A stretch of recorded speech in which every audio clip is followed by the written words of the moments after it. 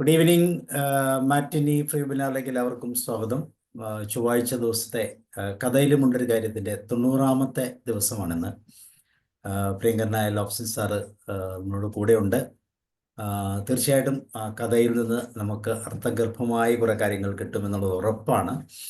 അതുകൊണ്ട് തന്നെ നിങ്ങളെല്ലാവരെയും കഥയിലേക്ക് ക്ഷണിക്കുകയാണ്. അതോടൊപ്പം പ്രിയപ്പെട്ട ഡോക്ടർ ലോബ്സൺ സാറിനെ. Lobson sir, you are welcome. Okay, thank you. വളരെ പ്രശസ്തി ആർജിച്ച ഒരു വ്യക്തിയുടെ ജീവിതത്തിൽ നിന്ന് ഒരേട് ഒന്ന് പരിചയപ്പെടുത്തണമെന്ന് ആഗ്രഹിക്കുകയാണ്. വ്യക്തി മറ്റാരുമല്ല, മദർ തെരേസ. അവർ ഏഗ്നസ് ആയിരുന്ന അവസരത്തിൽ 12ാമത്തെ വയസ്സിലാണ് അവർ ഒരു സിസ്റ്റർ ആകണമെന്നും സമൂഹത്തെ സേവിക്കണമെന്ന് ആഗ്രഹം വരുന്നത്. അങ്ങനെ അവർ മുന്നോട്ട് പോയി ഇന്ത്യയിലേക്ക് കടന്നു വരാൻ ഇടയായിത്തീർന്നു. അതിനിടയ്ക്കുള്ള കാര്യമൊന്നും ഞാൻ പറയുന്നില്ല. ഇന്ത്യയിലേക്ക് വന്നപ്പോൾ അവർക്ക് താമസിക്കാനായിട്ട് ഒരിടം വേണം. അവരുടെ സമൂഹത്തിൽപ്പെട്ട സിസ്റ്റേഴ്സും അവർക്കും താമസിക്കാൻ ഇടം വേണം. ഒപ്പം അവർ വളർത്താൻ ആഗ്രഹിക്കുന്ന അല്ലെങ്കിൽ കെയർ ടേക്ക് ചെയ്യാൻ ആഗ്രഹിക്കുന്ന കുഷ്ഠരോഗികൾക്കും ആരോഗ്യമില്ലാത്തവർക്കും ആശ്രയം കൊടുക്കുവാനായിട്ടുള്ള ഇടം കൂടെ വേണം. അങ്ങനെയുള്ള സ്ഥലമാണ് അവർ അന്വേഷിക്കുന്നത്. കൽക്കട്ടയിലൊക്കെ ഭയങ്കര റെന്റ് കൊടുക്കണം, വലിയ തുക അഡ്വാൻസ് ആയിട്ട് കൊടുക്കണം. അതൊന്നും അവരുടെ കയ്യിലില്ല. അതുകൊണ്ട് എന്ത് ചെയ്യണമെന്ന് അന്വേഷിച്ച് നടന്നപ്പോൾ കൽക്കട്ടയിലെ കാളിഘട്ട് എന്നാണ് അന്നത്തെ ആദ്യത്തെ അതിൻ്റെ പേരെന്ന് പറയുന്നത്. കാരണം ഒരു വലിയൊരു കാലിക്ഷേത്രം ഉണ്ട് അവിടെ. ആ കാലിക്ഷേത്രത്തിൽ ബലി അർപ്പിക്കുന്ന കാലഘട്ടമായിരുന്നു. ആടിനൊക്കെ ബലി അർപ്പിക്കുന്ന ഒരു കാലഘട്ടത്തിലാണ് ഇവർ കടന്നു വരുന്നത്. അതിൻ്റെ അടുത്ത് ഒരു വലിയ വീടുണ്ട്. പക്ഷേ ഈ ബലിയൊക്കെ അർപ്പിക്കുന്ന ഈ സ്ഥലമായതുകൊണ്ട് ആ വീട്ടിൽ താമസിക്കാനായിട്ട് ആർക്കും അത്ര ധൈര്യമില്ല. അതുകൊണ്ട് അത് ഒഴിഞ്ഞു കിടക്കുകയാണ്. അന്വേഷിച്ചപ്പോൾ ഇങ്ങനെ പ്രശ്നമുണ്ട്, പക്ഷെ വലിയ തുക അഡ്വാൻസ് ഇല്ലാതെ അത് കിട്ടാൻ സാധ്യതയുണ്ടെന്ന് ആരോ പറഞ്ഞു. എന്തായാലും അവർ ഉടമസ്ഥനെ ചെന്ന് കണ്ടു. ഉടമസ്ഥനുമായിട്ട് കാര്യങ്ങൾക്ക് പങ്കുവെച്ചു. ഉടമസ്ഥനും പറഞ്ഞു, പലരും ഈ വീട് അന്വേഷിച്ചു വന്നിട്ട് വേണ്ടെന്ന് വെച്ചിട്ടുള്ളതാണ്, അതുകൊണ്ട് നിങ്ങൾ നല്ലവണ്ണം ആലോചിച്ച ശേഷം എടുത്താൽ മതി എന്നൊക്കെ അദ്ദേഹത്തിന്റെ ഭാഗത്ത് പറഞ്ഞു. എന്തായാലും കുഴപ്പമില്ല, ഞങ്ങൾക്കത് മതി എന്ന് പറഞ്ഞുകൊണ്ട് അവരോട് താമസം തുടങ്ങി. കുറച്ച് പേഷ്യൻസ് അവർക്കുണ്ട്. ആ പേഷ്യൻസിനെയും കൊണ്ടുവന്ന് അവിടെ താമസിപ്പിക്കുകയാണ്. നമുക്കറിയാം, മദർ തെരേസ കുഷ്ഠരോഗികളായിട്ടുള്ള ആളുകളെ കൊണ്ടുവന്ന് ശുശ്രൂഷിക്കുകയും അവരുടെ വ്രണം കഴുകി വൃത്തിയാക്കി വെച്ചുകിട്ടൊക്കെ ചെയ്യുന്ന ഒരു പാവപ്പെട്ട ഒരു സിസ്റ്റർ ആയിരുന്നു. അവർ അവരുടെ 4-5 സിസ്റ്റേഴ്സും കൂടെ അവിടെ താമസം ആരംഭിച്ചു. തുടരാൻ കാലത്ത് ആ വഴിയായി അമ്പലത്തിലേക്ക് പോകുന്ന ഒരു മനുഷ്യൻ, ഇത് ഒട്ടും രസിക്കാത്ത മനുഷ്യനായിരുന്നു. കാരണം കാളിക്ഷേത്രത്തിനടുത്ത് ക്രിസ്ത്യാനി വന്ന് താമസിക്കുകയോ അത് അയാൾക്ക് ശരിയായിട്ട് തോന്നിയില്ല. അതുകൊണ്ട് അദ്ദേഹം അതിരാവിലെ ഇവരെ വീടിന് മുമ്പിലെത്തിയതുകൊണ്ട്, ഇവർ താമസിക്കുന്നിടത്ത് നിന്നുകൊണ്ട് കുറെ വഴക്ക് പറയും. ഇവരെ ഓടിക്കാൻ വേണ്ടിയാ അത് അദ്ദേഹം പറയുന്നത്. കുറെ വഴക്ക് പറഞ്ഞിട്ടും മദർ തെരേസയ്ക്കോ കൂടെയുള്ളവർക്കോ യാതൊരു കുലുക്കവുമില്ല. മാത്രമല്ല, അദ്ദേഹം വഴക്ക് പറയുന്ന സമയം ഏതാണ്ട് മനസ്സാക്കിയിട്ട് ആ സമയത്തെ പ്രാർത്ഥന ഇവർ മാറ്റിവെക്കും. ഈ വഴക്ക് മുഴുവൻ കേട്ട ശേഷമാണ് പിന്നെ പ്രാർത്ഥന കണ്ടിന്യൂ ചെയ്യുള്ളൂ. ഈ മനുഷ്യൻ പോയ ശേഷം പ്രാർത്ഥന ആരംഭിക്കും. അങ്ങനെ ദിവസങ്ങളോളം മുന്നോട്ട് പോയി. എല്ലാ ദിവസവും മദർ തെരേസയും കൂടെയുള്ള സിസ്റ്റേഴ്സും രാവിലെ പ്രാർത്ഥനയ്ക്കായിട്ട് കടന്നു വരും. പക്ഷെ അദ്ദേഹം ഈ സമയത്ത് വന്ന് വഴക്ക് പറയും. ആ വഴക്ക് തുടങ്ങുന്ന നിമിഷം മുതൽ അവർ പ്രാർത്ഥന മാറ്റിവെക്കും. അദ്ദേഹം പോയ ശേഷം പ്രാർത്ഥന തുടരും. അതാണ് പതിവ്. കുറച്ചു ദിവസം കഴിഞ്ഞപ്പോൾ ഇദ്ദേഹത്തിന്റെ വഴക്ക് കേട്ടില്ല. മദർ തെരേസയ്ക്ക് ആകെ അസ്വസ്ഥമായി. എല്ലാ ദിവസവും രാവിലെ കുറച്ച് വഴക്ക് കേട്ടാലേ ഒരു ഉഷാറുള്ളൂ, ഇത് വഴക്ക് കേൾക്കുന്നില്ല, ഇതെന്ത് പറ്റി എന്ന് അവർ അന്വേഷിച്ചപ്പോൾ മനസ്സിലായി, ആ വഴക്ക് പറഞ്ഞുകൊണ്ടിരിക്കുന്ന മനുഷ്യനെ വസൂരി പിടിച്ചിരിക്കുകയാണ്, സ്മോൾ പോക്സ്. ആ സ്മോൾ പോക്സ് പിടിച്ചതുകൊണ്ട് അദ്ദേഹത്തെ ശ്മശാനത്തിൽ കൊണ്ടിട്ടിരിക്കുകയാണ്. അന്നത്തെ കാലഘട്ടത്തിൽ അതിന് വേറെ ചികിത്സയൊന്നുമില്ല. അതുകൊണ്ട് ഈ വലിയ വസൂരി രോഗം പിടിച്ചതുകൊണ്ട് അദ്ദേഹം മരിക്കുകയുള്ളൂ. ഇത് മറ്റുള്ളവർക്ക് പകരാതിരിക്കാൻ വേണ്ടി അദ്ദേഹത്തെ അവർ ആ ശ്മശാനത്തിൽ കൊണ്ടിട്ടിരിക്കുകയാണ്. അവിടെ നരകിച്ച് ആരാരും സഹായത്തിനില്ലാതെ അദ്ദേഹം മരിച്ചു പോകും. അതാണ് അവിടുത്തെ പതിവ് അത്ര. മദർ തെരേസ ഇത് മനസ്സിലാക്കിയപ്പോൾ മദർ തെരേസയും ഒരു സിസ്റ്ററും കൂടെ ഈ വഴക്ക് പറഞ്ഞുകൊണ്ടിരിക്കുന്ന മനുഷ്യനെ കാണാനായിട്ട് ശ്മശാനത്തിലേക്ക് പോവുകയാണ്.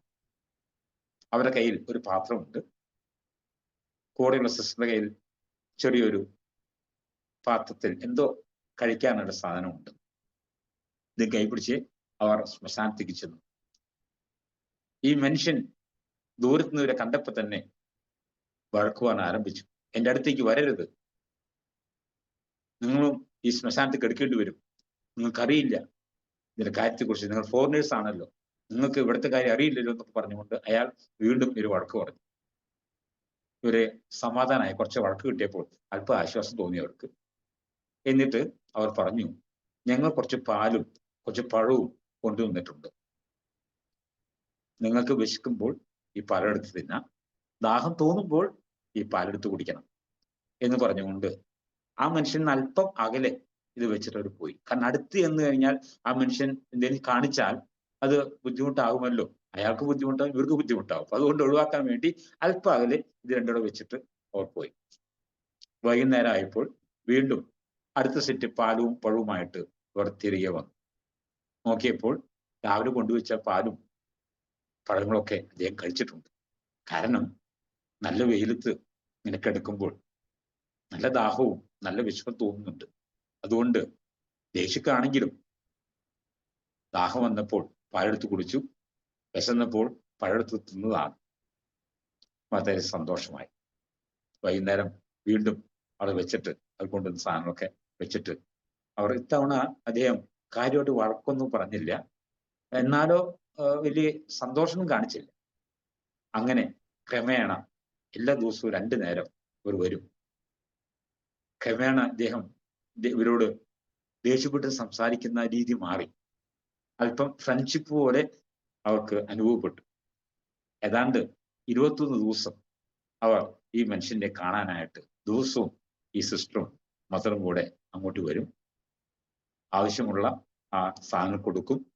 മദർ ആരോടോ ചോദിച്ച് മനസ്സിലാക്കിയിട്ട് ഏതാണ്ട് ചില പച്ചമരുന്നുകൾ ചേർത്ത് കൊടുക്കണമെന്ന് പറഞ്ഞിട്ടുണ്ട്. അതും കൂടെ ചേർത്താണ് ഇവർക്ക് ഇദ്ദേഹത്തെ പാല് കൊടുക്കുന്നത്. അങ്ങനെ ക്രമേണ ആർക്കും സംഭവിക്കാത്ത ഒന്ന് അയാൾക്ക് സംഭവിച്ചു. അയാളുടെ രോഗം മാറി. രോഗം മാറി അയാൾ ശ്മശാനത്ത് പുറത്തു വന്നപ്പോൾ എല്ലാവർക്കും മഹാത്ഭുതമായി. സാധാരണ ശ്മശാനത്ത് കൊണ്ടിട്ട ഒരൊറ്റ ആളും ഇങ്ങോട്ട് തിരികെ വന്നിട്ടില്ല. അദ്ദേഹം വന്നത് വലിയ അത്ഭുതമാണ്. അദ്ദേഹത്തോട് ചോദിച്ചു, താങ്കൾക്ക് ശ്മശാനത്ത് നിന്ന് വരാനായിട്ട് എങ്ങനെയാണ് സാധിച്ചതെന്ന് ചോദിച്ചു. അദ്ദേഹം പറഞ്ഞു, ഞാൻ കുറേ വർഷങ്ങളായിട്ട് കാലക്ഷേത്രത്തിൽ പോയ മനുഷ്യനായിരുന്നു. പക്ഷേ ഞാൻ ശ്മശാനത്തിൽ വെച്ചുകൊണ്ട് ഐ മെറ്റ് മൈ മഹാകാളി, യഥാർത്ഥമായ മഹാകാളിയെ ഞാൻ ആ ശ്മശാനത്തിൽ കണ്ടു എന്ന് അദ്ദേഹം സാക്ഷ്യപ്പെടുത്തിയത്രേ. 70കളിൽ വളരെ ബെസ്റ്റ് സെല്ലറായിട്ടുള്ള ഒരു പുസ്തകമായിരുന്നു ഐ മെറ്റ് മൈ മഹാകാളി എന്ന് പറയുന്ന പുസ്തകം. ആ പുസ്തകത്തിനകത്ത് അവർ പറയുന്ന സംഗതിയാണ് ഞാൻ ഇപ്പോ മദർ തെരേസയുടെ ജീവിതത്തിൽ നിന്ന് ഒരു ഏട് അറത്തിൽ നിങ്ങൾക്ക് കാണിച്ചു തന്നത്. മറ്റൊരു ഭാഗം കൂടെ ഞാൻ പറയാൻ ആഗ്രഹിക്കുകയാണ്. മദർ തെരേസ ഇങ്ങനെ ആളുകളെ ശുശ്രൂഷിക്കാനായിട്ട് അവർക്ക് വലിയ പണച്ചെലവ് വന്ന അവസരത്തിൽ വലിയൊരു വ്യാപാരിയുടെ അടുത്ത് ചെന്നിട്ട് അവർ ചോദിച്ചു, ഞങ്ങളുടെ ഈ അന്തേവാസികളെ നോക്കാനായിട്ട് ഞങ്ങളുടെ കയ്യിൽ അല്പം പൈസയ്ക്ക് കുറവുണ്ട്, അതുകൊണ്ട് ദയവ് ചെയ്ത് എനിക്ക് ഇതിന് തരണം എന്ന് പറഞ്ഞുകൊണ്ട് അവർ കൈ നീട്ടി. ആ വ്യാപാരിക്ക് ഇവരെ കണ്ടപ്പോൾ പുച്ഛമാണ് തോന്നിയത്. അദ്ദേഹം മുറുക്കിക്കൊണ്ടിരിക്കുകയായിരുന്നു, വെറ്റില മുറുക്കിക്കൊണ്ടിരിക്കുകയായിരുന്നു. ആ വെറ്റില മുറുക്കിയ ആ മുറുക്കാൻ അദ്ദേഹം തുപ്പാൻ നിൽക്കുന്ന അവസരത്തിലാണ് ഇവർ വന്നത്. അദ്ദേഹത്തിന് ഒരു കുസൃതി തോന്നി. അദ്ദേഹം അവരുടെ കയ്യിലേക്ക് ആ ചുവന്ന ദ്രാവകം അല്പം കാക്കിച്ചുകൊണ്ട് അവരുടെ കയ്യിലേക്ക് തുപ്പി കൊടുത്തു. ഇതാണ് എനിക്ക് തരാനുള്ളൂ എന്ന് പറഞ്ഞു. ഇങ്ങനെ ചിരിച്ചു. മദർ തെരേസ പറഞ്ഞു, ഇത് എനിക്കുള്ളതാണ്, ഞാനിത് ആക്സെപ്റ്റ് ചെയ്യുന്നു, സന്തോഷത്തോടെ സ്വീകരിക്കുന്നു. രോഗികൾക്കുള്ളത് ഈ കൈ തരണം എന്ന് പറഞ്ഞ് ഇടത്തെ കൈ നീട്ടി, വലത്തെ കൈ ആദ്യം നീട്ടിയത് അത് തന്നത് എനിക്കുള്ളതാണ്, ഇത് ഞാൻ സ്വീകരിച്ചിരിക്കുന്നു. ഈ കയ്യിൽ ആ രോഗികൾക്ക് അന്തേവാസികൾക്കും കൊടുക്കാനുള്ളത് എന്തെങ്കിലും കിട്ടിയാൽ നന്നായിരുന്നു എന്ന് മാത്രം ഭവ്യതയോടെ പറഞ്ഞു. ആ മനുഷ്യന്റെ ഹൃദയത്തിലേക്കാണ് അത് എത്തിയത്. ഉടനെ അദ്ദേഹം എഴുന്നേറ്റ് നിന്നു, കൈകൂപ്പി പറഞ്ഞു, സോറി, ഞാൻ ഇങ്ങനെയല്ല നിങ്ങളെ കുറിച്ച് കേട്ടിരുന്നത്, അതുകൊണ്ട് എന്നോട് ക്ഷമിക്കണം. നിങ്ങൾക്ക് എത്ര തുകയാണ് വേണ്ടതെന്ന് ചോദിച്ചു. അത് പറഞ്ഞു, എത്ര തന്നാലും സന്തോഷത്തോടെ സ്വീകരിക്കും, എനിക്കല്ല അന്തേവാസികൾക്കുമാണ്, എനിക്കുള്ളത് ഓൾറെഡി തന്നിട്ടുണ്ടല്ലോ, അതുകൊണ്ട് അന്തേവാസികൾക്ക് എത്ര തന്നാലും ഞാൻ സ്വീകരിക്കും എന്ന് പറഞ്ഞു. ആ മനുഷ്യൻ എഴുന്നേറ്റ് ഒരു ബ്ലാങ്ക് ചെക്ക് കൊടുത്തു. തുക നിങ്ങൾക്ക് ആവശ്യപ്രകാരം എഴുതിയെടുത്തോളൂ എന്ന് പറഞ്ഞുകൊണ്ട് ആ ചെക്ക് അത് സമർപ്പിച്ചു അത്രേ.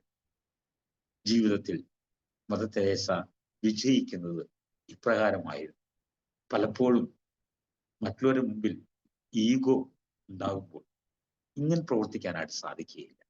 നമ്മുടെ ജീവിതത്തിൽ പലപ്പോഴും ഈഗോ നമ്മെ എവിടെ കൊണ്ട് എത്തിക്കുമെന്ന് ചിന്തിക്കാൻ വേണ്ടി മാത്രം മദർ തെരേസയുടെ ജീവിതത്തിലെ 2 ഏടുകൾ അടർത്തിയെത്തുന്നു മാത്രമേ ഉള്ളൂ. എന്നെ കേട്ട എല്ലാവർക്കും പ്രത്യേകം നന്ദി. Thank you very much. Thank you sir. തീർച്ചയായും മനസ്സിൽ കൊള്ളുന്ന ചിത്രങ്ങളാണ് മനസ്സിൽ വരുന്നത്. മദർ തെരേസയുടെ ആ ജീവിതത്തിൽ നിന്ന് നമുക്ക് മനസ്സിലാക്കാൻ പറ്റുന്ന, മനസ്സിലാക്കിയിരിക്കേണ്ട ആ മനോഹരമായ ഒരു ചിത്രം. മോഹൻദാസ് സാർ പറയും. അത് 12 നിമിഷമേ എടുത്തുള്ളൂ സാറ് 2 കഥ പറയാൻ വേണ്ടി. ഇത് മാത്രമല്ല, വളരെ മനസ്സിന് തട്ടുന്ന, അല്ലെങ്കിൽ നമുക്ക് എത്രയോ ഗുണപാഠങ്ങൾ തരുന്ന ഒരു അനുഭവങ്ങളാണ് തന്നിരിക്കുന്നത്. അതിനാദ്യമായിട്ട് നന്ദി പറയുന്നുണ്ട്. മാത്രമേ മദർ തെരേസയെ കുറിച്ച് ഞാൻ നേരത്തെ ഒരു കവിത തന്നെ എഴുതിയിട്ടുണ്ട്. അവിടെ ആ രൂപത്തിന്റെയും അത് ധരിക്കുന്ന ആ വസ്ത്രവും പിന്നെ അവിടെ മുഖത്തെ ചുളിവുകൾ, ഇതെല്ലാം തമിഴിലാണെന്ന് എഴുതിയത്, കഥ വർഷങ്ങൾക്ക് മുമ്പാണ് എഴുതിയത്. അവരുടെ ആഡംബരം എന്ന് പറയുന്നത് ആ തൂവെള്ള വസ്ത്രത്തിലെ അതിന്റെ ബോർഡറായിട്ട് വരുന്ന ആ നീല കസവല്ല, ആ പിന്നെ ബോർഡറാണ് അവരുടെ ഇതായിട്ടുള്ളത്. അനുഭവങ്ങളുടെ നീർച്ചാലുകളാണ് അവരുടെ മുഖത്തൊക്കെ കാണുന്നത്. പിന്നെ അവരെങ്ങനെയാണ് ഈ പറഞ്ഞ പോലെ മദർ തെരേസ ഇങ്ങനെ എന്താ പറഞ്ഞ പോലെ വാഴ്ത്തപ്പെട്ടവളാകുന്നതെന്ന് അത് ചെറിയൊരു ഇതുവരെ പറഞ്ഞിട്ടുണ്ടായിരുന്നു.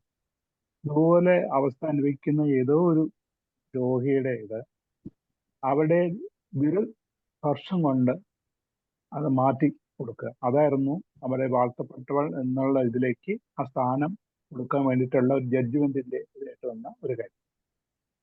ഇത് ഒരു ഭാഗത്ത്. അപ്പൊ അങ്ങനെ അവരുടെ ആ എളിമയും, എത്രയോ ധനം ഉണ്ടായിരുന്നപ്പോൾ ഒരു വളരെ എളിമയായിട്ട് ജീവിക്കുന്ന ആ രീതിയായിരുന്നു എനിക്ക് ഇഷ്ടപ്പെട്ടത്. അതിനെ വെച്ചിട്ടുള്ളായിരുന്നു ആ കവിത.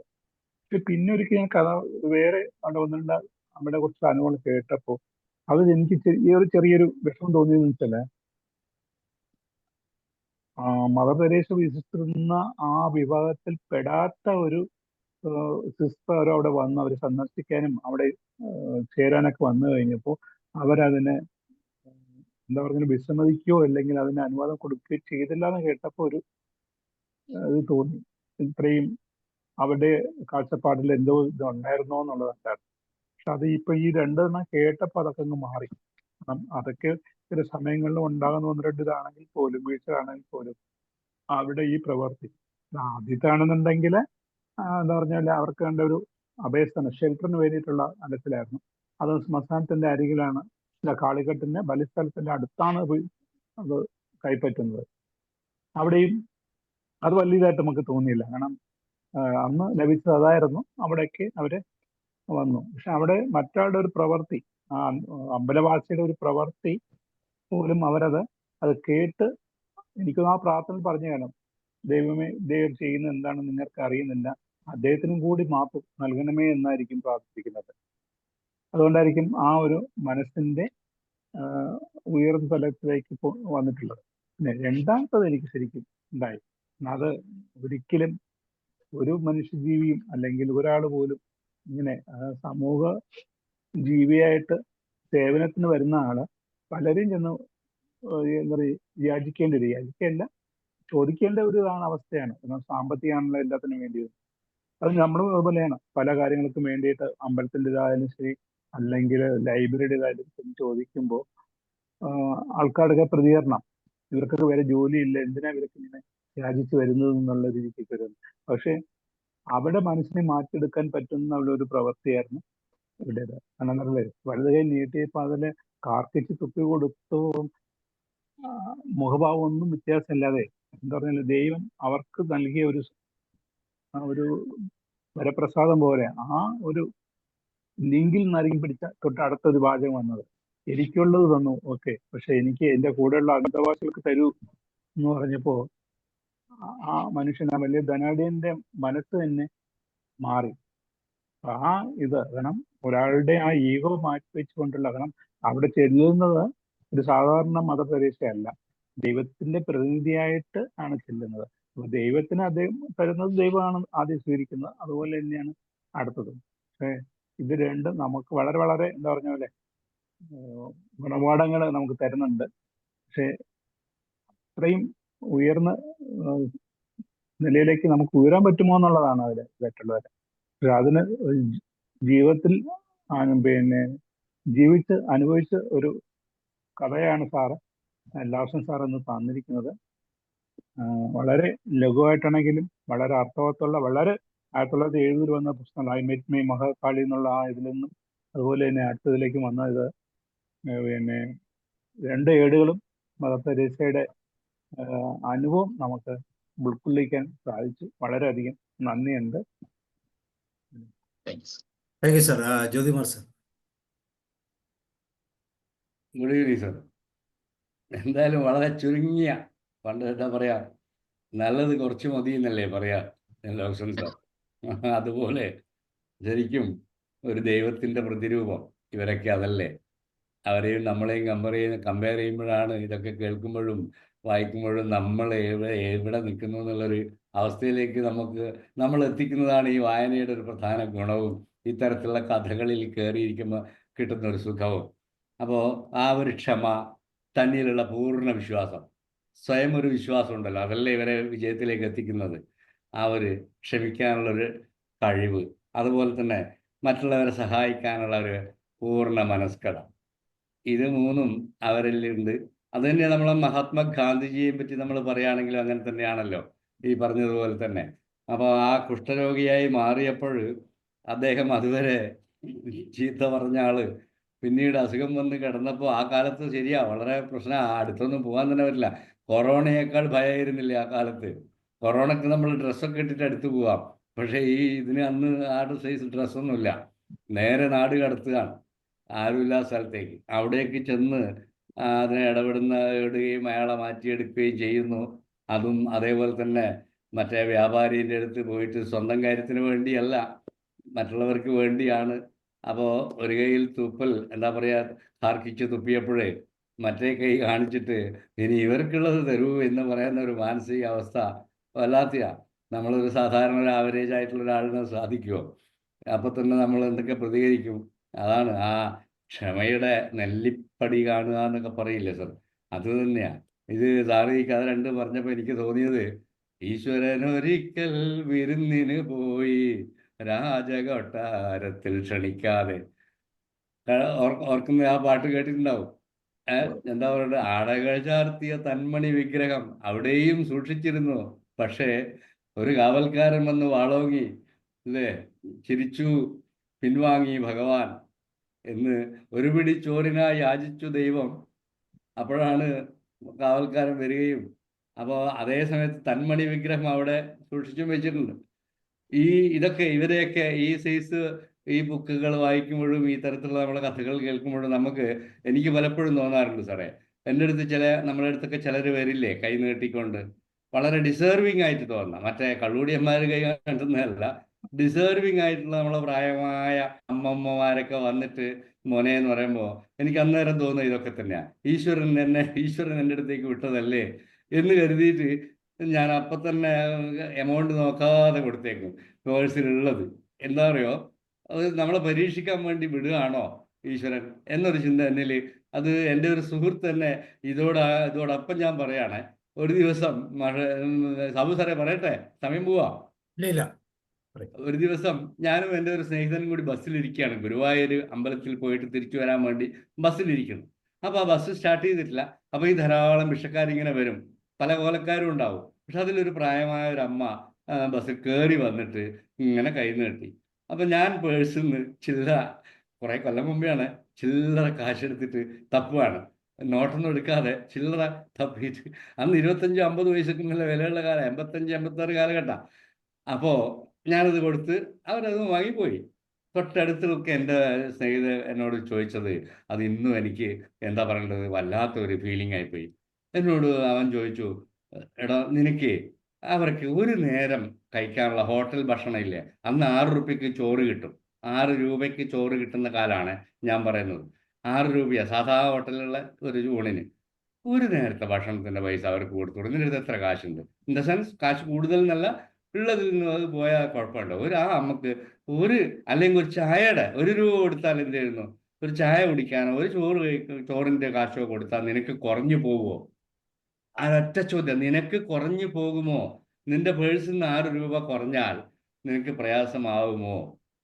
അതിനുശേഷം പിന്നെ ആ അമ്മേനെ ഞാൻ തപ്പി നോക്കിയിട്ട് കണ്ടില്ല, പാവം എവിടെ പോയി. പിന്നെ എണീറ്റ് ഞാൻ ഒന്ന് നോക്കിയിരുന്നു, പക്ഷെ അവർ അടുത്ത ബസ്സിലേക്ക് പോയി തോന്നുന്നു. അതിനുശേഷം പിന്നെ സാറേ, ഞാൻ എപ്പോഴും എൻ്റെ ചെവിയിൽ അന്നേരം ഇതാ ഓർമ്മ വരും അവൻ്റെ ആ ഒരു ഇത്. അതുകൊണ്ട് തന്നെ പിന്നെ അതിനുശേഷം ഞാൻ ആ കാലത്ത് തന്നെയും 20 റുപ്യയിൽ കുറഞ്ഞിട്ട് ഞാൻ ആർക്കും കൊടുക്കാറില്ല. ഡിസേർവിങ് കേസാണ്. മറ്റേ നമ്മളെ കള്ളുടിയന്മാർക്കല്ല, അല്ലെ കാല് മുറിച്ച് കെട്ടിയിട്ടൊക്കെ നടക്കുന്ന ആ സൈസല്ല. ഡിസേർവിങ് നമുക്ക് തന്നെ സ്വയം തോന്നില്ലേ? ആ കേസിന് ഞാൻ 20-ന് മേലെ അല്ലാണ്ട്, അതിപ്പോൾ ഇന്ന് മാറി. ഞാനത് ഭക്ഷണം കഴിക്കുമ്പോൾ പുറത്താരെങ്കിലും ഇങ്ങനെ വല്ലാതെ കഷ്ടപ്പെട്ട് നിൽക്കുന്നുണ്ടെങ്കിൽ ഒരു ഭക്ഷണത്തിൻ്റെ പാക്കറ്റ് അവർക്ക് വാങ്ങി കൊടുത്തേക്കും, അത്തരത്തിൽ. അപ്പോൾ ഈ തരത്തിലുള്ള കഥകളൊക്കെ ജനങ്ങളെ ഇൻഫ്ലുവൻസ് ചെയ്യുന്നുണ്ട് സാറേ. അതാണ് ഇന്നത്തെ ഈ ക്ലാസ്സിൻ്റെ ഏറ്റവും ഒരു മെച്ചമായിട്ട് ഞാൻ കരുതുന്നത്. ഇത്തരത്തിൽ ഇവിടെ കേൾക്കുന്നവർക്കൊക്കെ അതിൻ്റെ ഒരു ഗുണം ഉണ്ടാവട്ടെ. സാറിനും അതിൻ്റെ മെച്ചമുണ്ടാവും. മദർ തെരേസ ചെയ്തത് ആണ് സാറ് പറഞ്ഞതെങ്കിലും സാറിനും അതിൻ്റെ മെച്ചം എനിക്കും കിട്ടും, സാബു സാറിനും കിട്ടും. Yes, thank you sir. Thank you sir. Okay, ഇനി ആരാ പറയുന്നത്? ശ്രീകുമാരി മാം, നസീം മാം, അൺമ്യൂട്ട് ചെയ്യൂ. Thank you sir. ആ, ശബ്ദം വിളിക്കാൻ കോൾഡ് ഉണ്ട്. അപ്പൊ സാറിന്റെ ആത്മാർത്ഥമായ വേറെ ആരെങ്കിലും പറയാണ്, അത് കഴിഞ്ഞിട്ട് പറയാം. നന്ദി, സ്നേഹം അറിയിക്കുകയാണ്. സാറിന്റെ രണ്ടാമത്തെ കഥ ഒരു 10 വർഷം മുമ്പാണ്. ഞാൻ ക്ലാസ്സിൽ ഇങ്ങനെ പറയുമ്പോ ആ ഫ്രണ്ട് ബെഞ്ചിട്ട് 3 കുട്ടികളും കരഞ്ഞളഞ്ഞു. അച്ഛനില്ലാത്ത കുട്ടി ഒരാള്. ബാക്കി 2 അമ്മമാര് അപ്പുറത്തെ വീട്ടിൽ പോയിട്ട് മുറ്റടിക്കണതാ. അത് ആദ്യം കാർക്കിച്ച് തുപ്പി. അപ്പൊ എനിക്കുള്ളത് കിട്ടി. എൻ്റെ മക്കൾക്ക്, അനാഥ കുട്ടികളെ. ആ കഥ അങ്ങനെയാണ്. ഇതന്നെ സെയിം കഥയാണ്. അശരണർക്ക് വേണ്ടിയിട്ടാണ് അദ്ദേഹം മദർ തെരേസ ഭക്ഷണത്തിന് ഒരു നേരത്തെ വ്യാപാരിയല്ലേ. അപ്പോ ഇയാള് വല്ലാത്തൊരു ട്രാൻസ്ഫോർമേഷൻ. ഇയാള് എത്ര അമ്മയ്ക്ക് മദറിന് വേണ്ടതെന്ന് പറഞ്ഞിട്ട് അരിഞ്ചാക്ക് വണ്ടിയിൽ എത്തിച്ചു കൊടുക്കണം. അങ്ങനെയാണ് ഞാൻ ആ സ്റ്റോറി പറഞ്ഞു കൊടുത്തത്. ഞാൻ വായിച്ചിട്ടുള്ള അങ്ങനെ കരഞ്ഞളഞ്ഞ് മതി ടീച്ചറാ എന്നാണ്ട് അതേ ഫീലാ സാറ് പറഞ്ഞപ്പോ തോന്നിയത്. നല്ല കഥാധാരണം. Thank you sir. Thank you very much എല്ലാവർക്കും. യെസ്, ശ്രീകുമാരി മാം പറയുന്നു.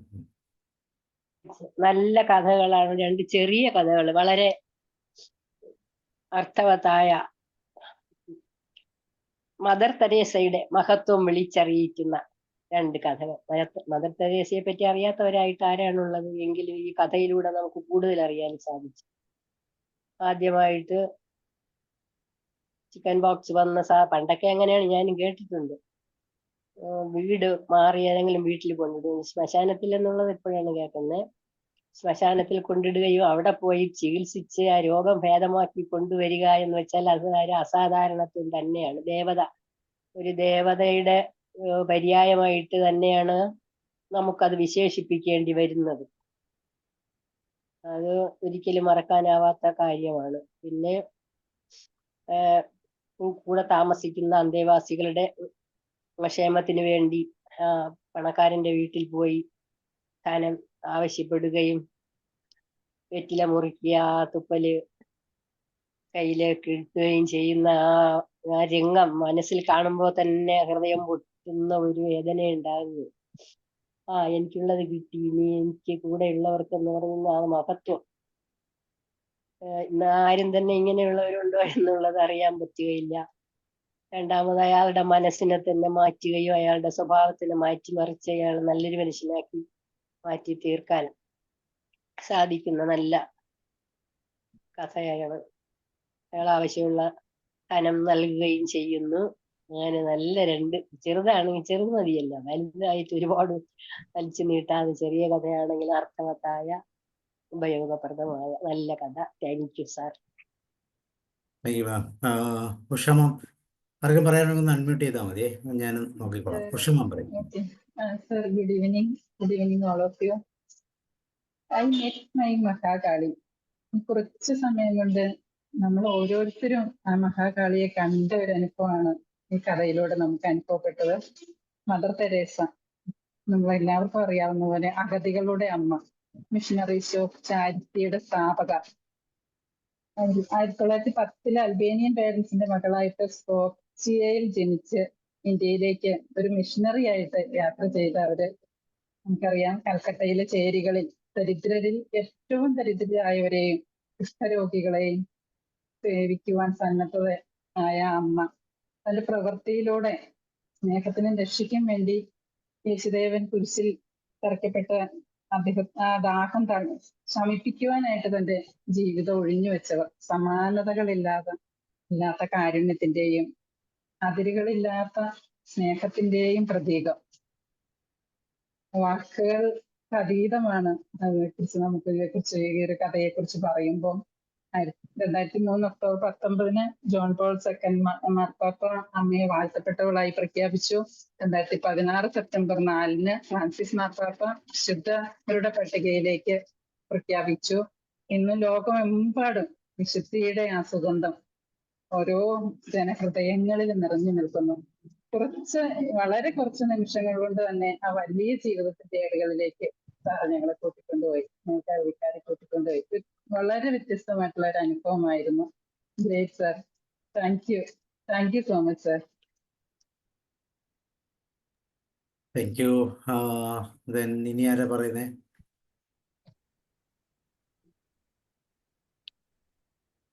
റോയ് സാർ, അൽകുമാർ സാർ. യെസ്, അൽകുമാർ സാർ. സാറ് നല്ലൊരു കഥ, നല്ല ഒരു മെസ്സേജ് ഈ കഥയിൽ കൂടി ഇവിടെ അവതരിപ്പിച്ചു. നാം എങ്ങനെയുള്ളവരായിരിക്കണം എന്നുള്ളൊരു കാര്യമാണ് നമ്മൾ സൂചിപ്പിക്കുന്നത്. നമ്മൾ ഈ കാര്യത്തിലൊക്കെ ശ്രദ്ധിക്കാറുണ്ടോ ഇല്ല എന്നുള്ളതാണ് നാം മനസ്സിലാക്കേണ്ടത്. മദർ തെരേസയുടെ ഔന്നത്യം അവിടെ കാണിക്കുന്ന മഹത്വമാണ്. മദർ തെരേസയുടെ എളിമയും ആ ക്ഷമാശീലവുമാണ് ഈ കഥകളിൽ കൂടെ വിവരിച്ചു കാണുന്നത്. അപ്പം നമുക്ക് ദയ, അലിവ്, കാരുണ്യം ഇങ്ങനെയുള്ള ആ ക്വാളിറ്റീസ് നമുക്കുണ്ടാകേണ്ട ആവശ്യകതകളെ പറ്റിയാണ്. നമ്മൾ എന്നെന്നും ഇങ്ങനെ ഏറെക്കാലം ജീവിക്കും എന്നുള്ള ആ ഒരു തോന്നല് നമ്മൾ പലപ്പോഴും മനസ്സ് വെച്ച് പുലർത്തിക്കൊണ്ടാണ് ജീവിക്കുന്നത്. നമുക്കറിയാം, അവസാനം നമ്മൾ പ്രായമായി കഴിഞ്ഞാൽ നമ്മൾ മക്കൾ നോക്കൂ, മറ്റുള്ളവരെ നമ്മൾ ശ്രദ്ധിക്കൂ എന്നൊക്കെ ഉള്ളതാണ് നമ്മുടെ ജീവിത അവസാനം നമ്മൾ കാണുന്നത്. അപ്പം മനുഷ്യരെ സ്നേഹിക്കുക, സഹജീവികളെ നമ്മൾ സ്നേഹിക്കുക, അവരെ ആദരിക്കുക, അവർക്ക് സന്തോഷം കൊടുക്കുക, അവരുടെ ജീവിതത്തിൽ എന്തൊക്കെ ചെയ്യാൻ പറ്റുമോ അതൊക്കെ ചെയ്യണം എന്നുള്ള കാര്യം ഇവിടെ സൂചിപ്പിക്കുന്നു. ഈശ്വര സേവ എന്ന് പറഞ്ഞു കഴിഞ്ഞാൽ ഇങ്ങനെയുള്ള ഡിസേർവിങ് ആയിട്ടുള്ള ആൾക്കാർക്ക്, അല്ലെ അശരണർക്ക് ഒരു ആശ്വാസം കൊടുക്കുക, അവർക്ക് സമാധാനം കൊടുക്കുക, അതാണ് ഇവിടെ വരച്ചു കാണിക്കുന്നത്. ഇവിടെ നമ്മുടെ ലോകത്ത് ഇപ്പോഴും നമ്മൾ നോക്കിയാൽ നമ്മൾ എത്രയോ പേര് ജനങ്ങളാണ് യുദ്ധം കൊണ്ടും ദാരിദ്ര്യം കൊണ്ടും പട്ടിണി കൊണ്ടും ഒക്കെ കിടന്ന് വിഷമിക്കുന്നത്. ഈ കാര്യങ്ങളൊക്കെ ശ്രദ്ധ വേണം എന്നുള്ളത് ഭരണകർത്താക്കൾക്ക് പോലും കിട്ടുന്ന നല്ലൊരു ആശയമാണ്. പെട്ടെന്ന് ഈ ആശയങ്ങൾ വരില്ല. നമ്മളിവിടെ വെറുപ്പും വിദ്വേഷവും പകയും മതപരമായിട്ടും ഉള്ള കുത്തിത്തിരിപ്പുകളും ഒക്കെ നടത്തിയുള്ള ഒരു ജീവിതങ്ങളാണ് സമൂഹത്തിൽ കാണുന്നത്. ഇങ്ങനെ നമ്മൾ ഇമാതിരിയുള്ള കഥകൾ കേട്ടുമ്പോൾ നമ്മളിൽ പരിവർത്തനങ്ങൾ ഉണ്ടായി, നമ്മൾ ആ നിൽക്കുന്ന സ്ഥാനത്ത് നിന്നുള്ള നമ്മുടെ കുടുംബത്തും നമ്മുടെ പ്രവർത്തനം കൊണ്ട് നമ്മുടെ അയൽവക്കക്കാരിലും മറ്റുള്ളവരും നമ്മൾ വളർത്തിക്കൊണ്ടുവരുന്ന നമ്മുടെ ആൾക്കാരെ എങ്ങനെയുള്ളവരാക്കി എടുക്കാൻ നമ്മളെ കൊണ്ട് കുറച്ചാകാവുന്നതെല്ലാം ചെയ്യാൻ പറ്റുമെന്നുണ്ടെങ്കിൽ എത്രയും നല്ലത് എന്നാണ് എനിക്ക് മനസ്സിലാക്കാൻ സാധിക്കുന്നത്. ഈ മാതിരി ചിന്താഗതികൾ കൊണ്ടുവരാൻ നമുക്ക് ഈ മാതിരി കഥകൾ കൂടി നമുക്ക് സാധിക്കും. എന്തായാലും നല്ല ഒരു മെസ്സേജ് നമ്മുടെ സാറ് പറഞ്ഞ കൂടി ഇവിടെ തന്നിരിക്കുകയാണ്.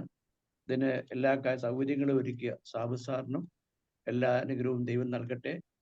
നമുക്ക് എല്ലാവർക്കും ദൈവം നല്ല ചിന്ത തരട്ടെ, നല്ല ഐഡിയാസ് തരട്ടെ, നമ്മൾ നല്ലവരായി തീരട്ടെ എന്ന് മാത്രം പറഞ്ഞുകൊണ്ട് ഞാൻ എൻ്റെ വാക്കുകൾ നിർത്തുകയാണ്.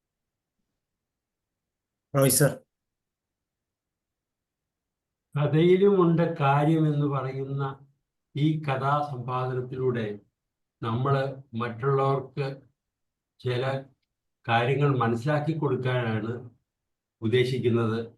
അതിന് വളരെയധികം കോൺട്രിബ്യൂട്ട് ചെയ്തിട്ടുള്ള ഒരാളാണ് ലാഫൻ സാർ.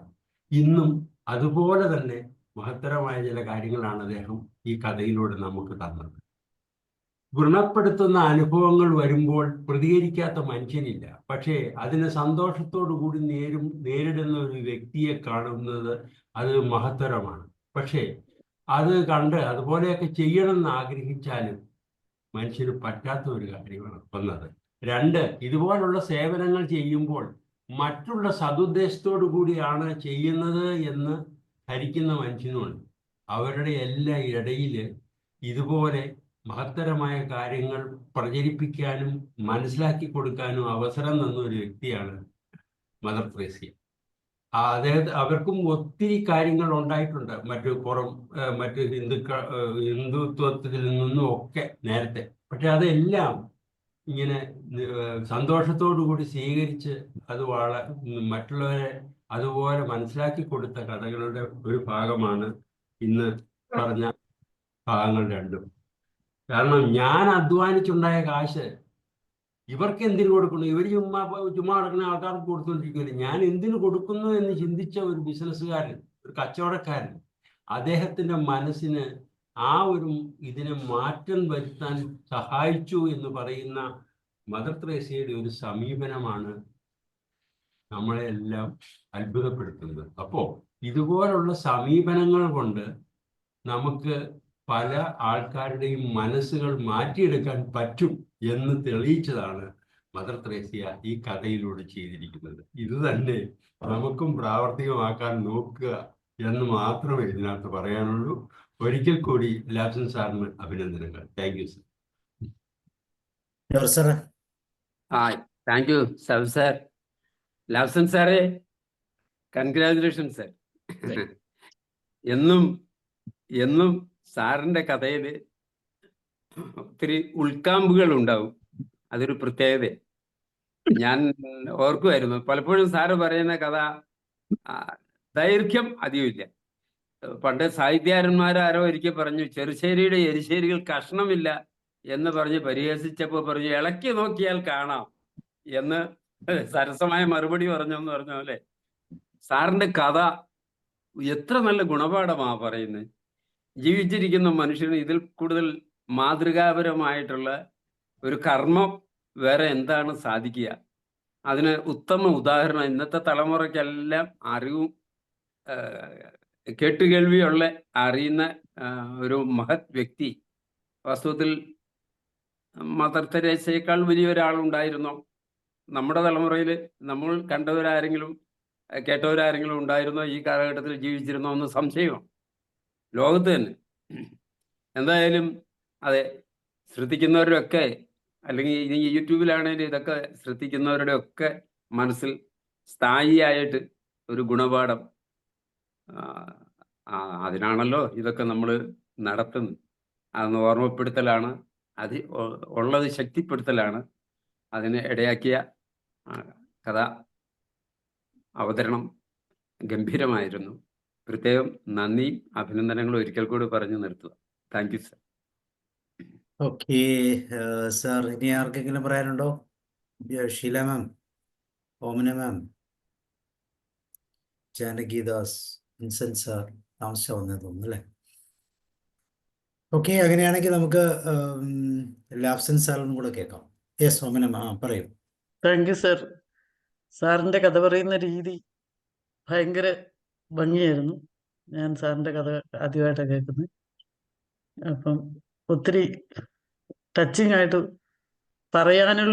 പറയുന്ന ഒരു പ്രത്യേകതയും ഒത്തിരി ടച്ചിങ് ആണ്. ഒരുപാട് താങ്ക് യു സർ. ഓക്കെ, വേറെ ആർക്കെങ്കിലും മോർ കമൻസ്? അല്ലെങ്കിൽ നമുക്ക് ലാബ്സൻ സാറിൽ നിന്ന് തന്നെ സാറിൻ്റെ കഥയുടെ ചില അറിവുകൾ കേൾക്കാം. പറയൂ സർ. പറഞ്ഞ നല്ല ചിന്തകളൊക്കെ വളരെ നന്നായിട്ടുണ്ട്. അതൊക്കെ ഞാൻ ആക്സെപ്റ്റ് ചെയ്യും. ഇതിലൂടെ എനിക്ക് നൽകാനുള്ള ഒരു സന്ദേശം, response always decides our destiny. നമ്മുടെ റെസ്പോൺസ് ആണ് പലപ്പോഴും നമ്മുടെ ഡെസ്റ്റിനിക്ക് എന്ത് വേണം, എങ്ങനെയാകുമെന്ന് തീരുമാനിക്കപ്പെടുന്നത് റെസ്പോൺസിലൂടെയാണ്.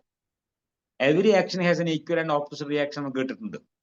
നമുക്ക് പലപ്പോഴും ഇങ്ങോട്ട് ആക്ഷൻ വരുമ്പോൾ അതുപോലെ തിരിച്ചു കൊടുക്കാനാണ് നമ്മൾ ആഗ്രഹിക്കുന്നത്. പക്ഷേ അത് കേട്ടിട്ട് തിരിച്ച് നല്ല റെസ്പോൺസ് കൊടുക്കാൻ സാധിച്ചാൽ, വലിയ വലിയ കാര്യങ്ങളൊന്നും ചെയ്യാൻ സാധിച്ചില്ലെങ്കിലും ചെറിയ വ്യത്യാസങ്ങളൊക്കെ ആർക്കും വരും. പക്ഷെ നമുക്ക് ആദ്യ വ്യത്യാസം നമുക്കുണ്ടാകണം. പലപ്പോഴും നമ്മൾ ആഗ്രഹിക്കും മറ്റുള്ളവർ ട്രാൻസ്ഫോം ചെയ്യണം എന്നുള്ളതാണ്. എനിക്ക് ചേഞ്ച് ഒന്നും വേണ്ട, മറ്റുള്ളവർ മാറട്ടെ എന്നാണ്. അതല്ല, തുടക്കം നമ്മിലാകണം. ഞാൻ മാറുമ്പോൾ എൻ്റെ ചുറ്റുപാടും അല്പം വ്യത്യാസം വന്നോളും, തന്നെ വന്നോളും. അതിനെ ഞാൻ ആദ്യം മാറാൻ തയ്യാറാകണം. ഞാൻ അല്പം കഷ്ടങ്ങൾ സഹിക്കേണ്ടി വരും. പണ്ടത്തെ കാലം പോലെയല്ല, ഇപ്പോഴത്തെ കാലത്ത് കുറെ വ്യത്യാസങ്ങളൊക്കെ ഉണ്ട്, സമ്മതിക്കുന്നു. എങ്കിൽ തന്നെയും നമുക്ക് ചെറിയ ചെറിയ കാര്യങ്ങൾ ചെയ്യുമ്പോൾ ഒരു കൊച്ചു തിരി കത്തിക്കാൻ കഴിഞ്ഞാൽ, ഒരുപക്ഷെ സൂര്യൻ ഉണ്ടാകുമ്പോൾ ആ വെളിച്ചത്തിന് പ്രസക്തി ഉണ്ടാകുകയില്ല. പക്ഷേ സൂര്യൻ ഇല്ലാതാകുന്ന അവസരത്തിൽ ആ വെളിച്ചത്തിൽ പ്രസക്തി ഉണ്ടെന്ന് നമുക്ക് മനസ്സിലാക്കാൻ സാധിക്കും. അതുകൊണ്ട് മദർ തെരേസ പോലെ ചെയ്യാൻ സാധിച്ചില്ലെങ്കിലും നമുക്ക് മറ്റുള്ളവർ നമ്മെ വഴക്ക് പറയുമ്പോൾ, മറ്റുള്ളവർ നമ്മെ ഉപദ്രവിക്കുമ്പോൾ, അല്ലെങ്കിൽ മറ്റുള്ളവർ നമ്മെ പഴിച്ചു പറയുമ്പോൾ അവരോട് അല്പം ക്ഷമിക്കാനായിട്ട് അല്പം നമുക്ക് ഒരു മിനിറ്റ് നേരത്തേക്ക് ഒന്ന് വെയിറ്റ് ചെയ്യാനെങ്കിലും സാധിച്ചാൽ, നമുക്കറിയാം ഒരു പെട്ടെന്ന് ദേഷ്യം വരും. ആ ദേഷ്യം വരുന്ന അവസരത്തിൽ 10 വരെ എണ്ണിക്കഴിഞ്ഞാൽ ആ ദേഷ്യത്തിന്റെ വലിയ ഇതം കുറയുന്ന പറയാം. അപ്പൊ അതുകൊണ്ട് അത്രയെങ്കിലും നമുക്ക് ക്ഷമിക്കാനായിട്ട് സാധിച്ചാൽ അത് വലിയ ഉപകാരമായിരിക്കുമെന്നാണ് ഞാൻ ചിന്തിച്ചുള്ളൂ. വലിയ വലിയ കാര്യങ്ങളൊന്നും ചെയ്യാൻ സാധിക്കണ്ട, ചെറിയ ചെറിയ കാര്യങ്ങളിലൂടെ നമുക്ക് സ്വയമായിട്ട് മാറാൻ ശ്രമിക്കാം. നാം മാറാൻ ശ്രമിക്കുന്ന അവസരത്തിൽ എന്തായാലും ചുറ്റുപാടിന് അല്പം വ്യത്യാസം വരുത്താൻ നമുക്ക് സാധിക്കും. അങ്ങനെ സാധിക്കാനായിട്ട് സാധിച്ചാൽ, അത് ശ്രമിച്ചാൽ കുറെയൊക്കെ സാധിക്കുമെന്നാണ് എനിക്ക് തോന്നുന്നത്. നമ്മുടെ കുട്ടികൾ, ഞാൻ +2 വിദ്യാർത്ഥികളാണ് കൈകാര്യം ചെയ്തിരുന്നത്. പലപ്പോഴും ഈ +2 വിദ്യാർത്ഥി എന്ന് പറയുന്നത് അഡോളസെന്റ് പീരീഡിലായതുകൊണ്ട് അവരെ പ്രത്യേക രീതിയിൽ കൊണ്ടുപോയാലേ അവരെ കൈ കിട്ടുള്ളൂ. സ്നേഹിക്കണം, അതേസമയം അവരെ ശാസിക്കുന്നിടത്ത് ശാസിക്കണം. രണ്ടും അപ്രീഷിയേറ്റ് ചെയ്യുകയും ശാസിക്കുകയും ഒരുമിച്ച് ഒരു ലെവലിൽ കൊണ്ടുപോയി കഴിഞ്ഞാൽ അവർ സുഖമായി കൊണ്ടുപോകാൻ വളരെ എളുപ്പമാണ്. പക്ഷെ ഏതെങ്കിലും ഒന്ന് മാത്രമായാൽ ഫെയിലിയറാണ്. സ്നേഹിച്ചാൽ മാത്രം ഒരു രക്ഷയില്ല. എപ്പോഴും അവരെ വഴക്ക് പറഞ്ഞാൽ അതിനും കാര്യമില്ല. എന്നാൽ രണ്ടിനും നമ്മൾ സ്നേഹിക്കുന്ന ആളാണ്, എന്നാൽ തെറ്റു വന്നാൽ അത് ശരിയാക്കി തരാനായിട്ട് സാർ ശ്രമിക്കുന്ന ആളാണ് എന്നൊരു ബോധ്യം അവർക്ക് വരുത്താൻ കഴിഞ്ഞാൽ അത് തന്നെ നമ്മുടെ സമൂഹത്തിൽ നമുക്ക് സാധിക്കും. നമ്മുടെ ചുറ്റുപാടും ഞാൻ മാറിയാൽ എൻ്റെ ചുറ്റുപാടും അല്പം വ്യത്യാസം വരും. അല്പം വ്യത്യാസം വരുത്താനായിട്ട് ശ്രമിക്കാം. അങ്ങനെ ക്രമേണ നമുക്ക് സാധിക്കാവുന്ന ചെറിയ ചെയ്യുമ്പോൾ നമ്മുടെ റെസ്പോൺസും എന്തായാലും ഡെസ്റ്റിനിയെ മാറ്റാതിരിക്കുകയില്ല എന്ന് മാത്രമാണ് ഞാൻ ഈ കഥ കൊണ്ട് ഉദ്ദേശിച്ചിട്ടുള്ളത്. അത് മദർ തെരേസ ജീവിതത്തിൽ കാണിച്ച വലിയ വിപ്ലവകരമായ മാറ്റം. അത്രയും നമുക്ക് സാധിച്ചില്ലെങ്കിലും നമുക്ക് സാധിക്കാവുന്ന ചെറിയ ഒരു തുടക്കം കുറിക്കാനായിട്ട് സാധ്യമായി തീരട്ടെ. Thank you. Thank you sir, thank you very much. വളരെ സന്തോഷം. തീർച്ചയായിട്ടും അത് തന്നെയാണ് സന്ദേശം. എന്ത് ഒരു ചെറിയ കൈത്തിരി സാർ പറഞ്ഞ പോലെ നമ്മളുടെ ജീവിതത്തിൽ നമ്മുടെ ചുറ്റുപാടുകൾക്കൊക്കെ അങ്ങനെ ഒരു സാഹചര്യം ഉണ്ടാക്കി കൊടുക്കാൻ നമുക്കായാൽ തീർച്ചയായിട്ടും ദാറ്റ് വിൽ ബി കൗണ്ടഡ്. അപ്പോൾ അതാണ് ഇന്നത്തെ സന്ദേശമായി ലാബ്സൻ സാറിൽ നിന്ന് നമുക്ക് സ്വീകരിച്ച് മുന്നോട്ട് പോകാനുള്ളത്. സോ നാളത്തെ ദിവസം നമുക്ക് മൈൻഡ്ഫുൾ മെഡിറ്റേഷൻ്റെ ദിവസമാണ്. അപ്പോൾ നിങ്ങൾക്ക് എല്ലാവർക്കും ഇന്ന് ഒരു ശുഭരാത്രി നേരുന്നു. അതോടൊപ്പം ലാബ്സൻ സാറിന് വളരെയധികം സ്നേഹവും നന്ദിയും സന്തോഷവും എല്ലാം അറിയിക്കുന്നു. Okay, thank you and good night. See you. Good night sir. Thank you sir. Thank you sir. Sir പറഞ്ഞോ. സാബു സാർ ഒരു സെക്കൻഡ്. ഒറ്റ second V P George sir എന്തോ പറഞ്ഞില്ല, ചെറുശ്ശേരി